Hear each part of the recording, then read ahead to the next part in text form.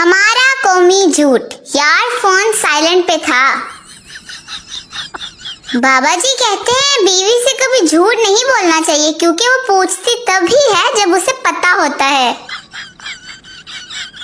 पहले मुझे लगता था मैं क्यूट हूँ, फिर जब मैंने खुद को जूम करके देखा तो मुझे पता चला कि मैं तो बेतहाशा क्यूट हूँ।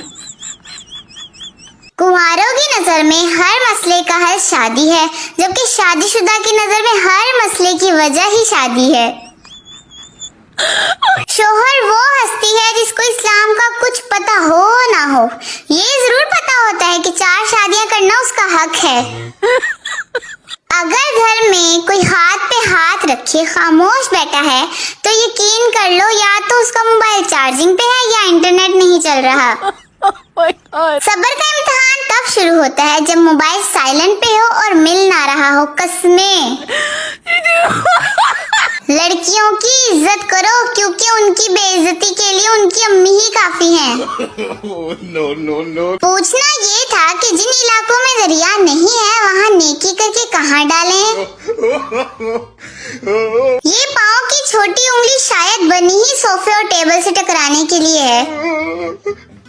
मोबाइल को उर्दू में आला बराए सत्यानाश मुकम्मल इंसान कहते हैं। अच्छा दोस्त किसी को नहीं मिलता, मिले हुए को ही मार पीट के अच्छा बनाना पड़ता है। कुछ लोग बीमार होते हैं तो मेडिसिन लेने की बजाय स्टेटस लगाते हैं। रिश्तेदार, बेटा आगे का क्या सोचा है? मैं बस आप जाओगे तो उसके बाद मोबाइल लेकर बैठ जाऊंगी। पाकिस्तानियों को एक बार फिर से बत्ती चली गई बत्ती आ गई वाला मौसम मुबारक हो। पहले लोगों को गुस्सा आता था तो अपने आप को कमरे में बंद कर लेते थे, आजकल व्हाट्सएप की डीपी हटा लेते हैं। आजकल की औलाद से ज्यादा तो मच्छर फरमाबरदार है, मगरिब से पहले घर तो आ जाते हैं। काश मेरा घर तेरे घर के करीब होता, मिलना तो मुकद्दर की बात है, वट्टा मारना तो नसीब होता।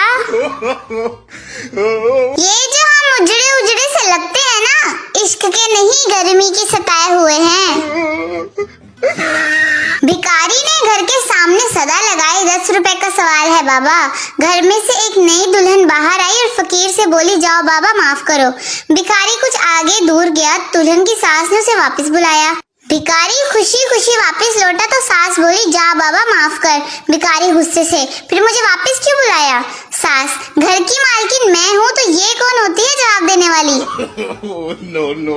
बच्चा, अम्मी आपके पास 10 रुपए हैं? माँ, नहीं बेटा अपने अब्बू से ले लो। बच्चा, पापा आपके पास 10 रुपए हैं? बाप खुले नहीं है, इस वक्त अपने चाचू से ले लो। बच्चा, चाचू आपके पास 10 रुपए हैं? चाचू, नहीं बेटा इस वक्त तो नहीं है, अपनी चच्ची से ले लो। बच्चा, चच्ची आपके पास 10 रुपए हैं? चच्ची, हाँ बेटा दूं क्या? बच्चा, नहीं अपने साथ कब्र में ले जाना, जालिमो कुल्फी वाला चला गया है। एक आलिम का बड़ा चर्चा था कि वो रूहों से बात करवा देते हैं। एक बच्चा जो अपनी होशियारी की वजह से मोहल्ले में बड़ा मशहूर था, उन आमिल के पास पहुंचा और नजराना पेश करने के बाद कहा मैं अपने दादा की रूह से बात करना चाहता हूँ।